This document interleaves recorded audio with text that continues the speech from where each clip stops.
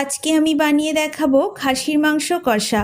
খুব সহজ ও ঘরোয়া পদ্ধতিতে, নেই কোনো দামি মশলা, ঘরের সাধারণ উপকরণ দিয়েই তৈরি করব দারুণ মজার খাসির মাংস কষা। স্বাদ হবে একদম রেস্টুরেন্টের মতো।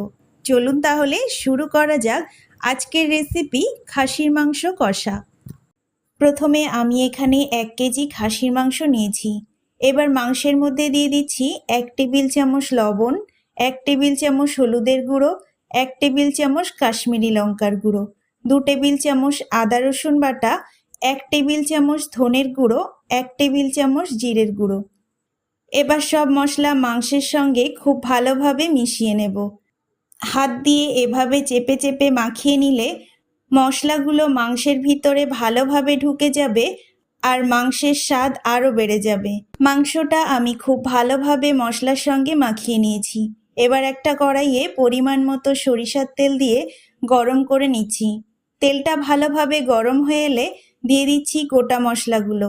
প্রথমে দিয়ে দিচ্ছি 10 থেকে 12টা গোলমরিচ, 6 থেকে 7টা লবঙ্গ, 3 থেকে 4টি এলাচ, 1 টুকরো জয়ত্রী, 2 টুকরো দারচিনি আর 2টি তেজপাতা মাঝখান থেকে ভেঙে দিয়ে দিচ্ছি। এবার মশলাগুলো তেলে হালকা ভেজে নেব। গোটা মশলা থেকে সুন্দর একটা ঘ্রাণ বেরোতে শুরু করেছে। এবার আমি দিয়ে দিচ্ছি 1 কাপ পেঁয়াজ কুচি।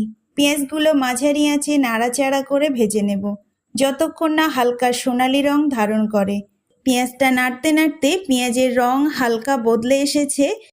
এই পর্যায়ে আমি আগে থেকে মশলা দিয়ে মাখিয়ে রাখা খাসির মাংসটা কড়াইয়ে দিয়ে দিচ্ছি। এবার মাংসটাকে পেঁয়াজের সঙ্গে ভালোভাবে নাড়াচাড়া করে মিশিয়ে নিচ্ছি, যাতে মশলা ও পেঁয়াজের স্বাদ মাংসের সঙ্গে সুন্দরভাবে মিশে যায়। মাংসটা পেঁয়াজের সঙ্গে ভালোভাবে মিশিয়ে নিয়েছি। এবার মাঝারি থেকে একটু বেশি আঁচে 8 থেকে 10 মিনিট নাড়াচাড়া করে কষিয়ে নেব। এই সময় মাংস থেকে কিছুটা পানি বের হবে আর মশলার সঙ্গে মিশে যাবে। যত ভালোভাবে কষানো হবে মাংসের স্বাদ তত বেশি ভালো হবে। এই পর্যায়ে আঁচ একদম কমিয়ে ঢাকনা দিয়ে ঢেকে দিচ্ছি। 5 মিনিট পর ঢাকনা খুলে দেখুন মাংস থেকে বেশ কিছুটা পানি বের হয়েছে। এবার আবারও খুব ভালোভাবে নাড়াচাড়া করে মিশিয়ে নিচ্ছি। এই পর্যায়ে মাংস যত ভালোভাবে কষানো হবে রান্নার স্বাদ তত বেশি মজাদার হবে। দেখুন কষাতে কষাতে মাংসের রং অনেক সুন্দর হয়ে এসেছে। এখন দিয়ে দিচ্ছি একটা টমেটো কুচি। টমেটোটা মাংসের সঙ্গে ভালোভাবে নাড়াচাড়া করে মিশিয়ে নিচ্ছি, যাতে টমেটোটা গলে গিয়ে গ্রেভির সঙ্গে সুন্দরভাবে মিশে যায়। টমেটোটা দেওয়ার পর 1 থেকে 2 মিনিট ভালোভাবে কষিয়ে নিয়েছি। এবার কড়াইয়ে ঢাকনা দিয়ে ঢেকে দিচ্ছি, যাতে টমেটোটা নরম হয়ে যায় আর মাংসের সঙ্গে সুন্দরভাবে মিশে যায়। 2 মিনিট পর ঢাকনা খুলে দেখুন টমেটোটা একদম নরম হয়ে গেছে। এবার মাংসের সঙ্গে সব কিছু ভালোভাবে নাড়াচাড়া করে মিশিয়ে নিচ্ছি, যাতে টমেটো মশলা ও মাংসের সঙ্গে সুন্দরভাবে মিশে যায়। মাংসটা আরও কিছুক্ষণ ভালোভাবে কষিয়ে নিয়েছি।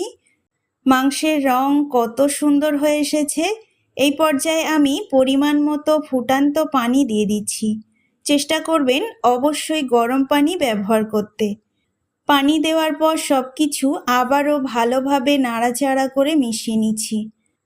এবার কড়াইয়ের ঢাকনা দিয়ে ঢেকে দিচ্ছি। মাংসটা মাঝারি আঁচে 20 থেকে 25 মিনিট রান্না করে নেব। 25 মিনিট পর ঢাকনা খুলে দেখুন মাংসটা সুন্দরভাবে সিদ্ধ হয়ে এসেছে। গ্রেভিটা একদম ঠিকঠাক আছে। এবার সব কিছু একটু নাড়াচাড়া করে দিচ্ছি। এই পর্যায়ে দিয়ে দিচ্ছি 1/2 টেবিল চামচ গরম মশলার গুঁড়ো আর 1/2 টেবিল চামচ জয়ফলের গুঁড়ো। মাংসের সঙ্গে মশলাগুলো খুব ভালোভাবে নাড়াচাড়া করে মিশিয়ে নিচ্ছি। এই পর্যায়ে চুলার আঁচ মাঝারি আছে।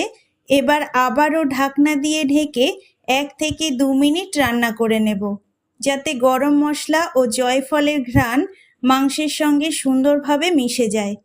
2 মিনিট পর ঢাকনা খুলে দেখুন মাংসের রং কত সুন্দর হয়েছে। মাংসটাও একদম নরম আর পুরোপুরি সিদ্ধ হয়ে গেছে। দেখুন খাসির মাংস কষাটা কত সুন্দর হয়েছে, রংটাও দারুণ এসেছে। খাসির মাংস কষা একদম তৈরি। এবার গরম গরম পরিবেশন করে দেখাচ্ছি। রেসিপিটি আপনাদের কাছে কেমন লাগলো অবশ্যই কমেন্টে জানাতে ভুলবেন না। আজকের মতো এখানেই শেষ করছি। দেখা হচ্ছে পরবর্তী কোনো রেসিপিতে। ভালো থাকবেন, সুস্থ থাকবেন। ধন্যবাদ।